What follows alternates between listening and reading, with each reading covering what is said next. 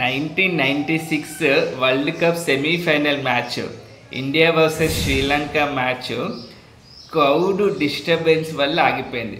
ఇప్పటికీ ఒక world cup లోపల ఒక మ్యాచ్ అలా ఆగిపోవడం ఇదే అంట. ఓకేనా?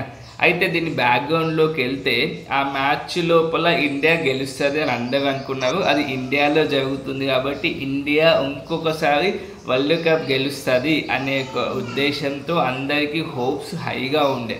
ఈ మ్యాచ్ ఈడెన్ గార్డెన్స్ లోపల జరుగుతుంది. సో ఇండియా శ్రీలంక మ్యాచ్ లోపల శ్రీలంక టాస్ గెలిచి బ్యాటింగ్ ఎంచుకొని 251 రన్స్ కొడుతుంది. దీనికి రిప్లైగా ఇండియా బ్యాటింగ్ చేస్తూ కొలాప్స్ అయిపోతుంది. 120కి 8 వికెట్స్ పడతాయి. అప్పుడు అక్కడ ఉన్న ఫ్యాన్స్కి చాలా కోపం వస్తుంది. చాలా ఆవేశంతో ఉన్న బాటిల్స్ అవి ఇవన్నీ ఇచ్చేస్తావు అన్నట్టు, పిచ్చి మీదకి ఇచ్చేస్తారు. అప్పటికి 2 టైమ్స్ మ్యాచ్ ఆగిపోతుంది. అప్పుడు ఆగిపోయి మళ్ళీ స్టార్ట్ అవుతుంది. అయితే ఇంకా వాళ్ళు ఆ ఫ్రస్ట్రేషన్ తట్టుకోలేక, ఆ డిసప్పాయింట్మెంట్ తట్టుకోలేక ఫ్లేమ్ ముట్టిస్తారు, అగ్గి ముట్టిస్తారు అన్నట్టు.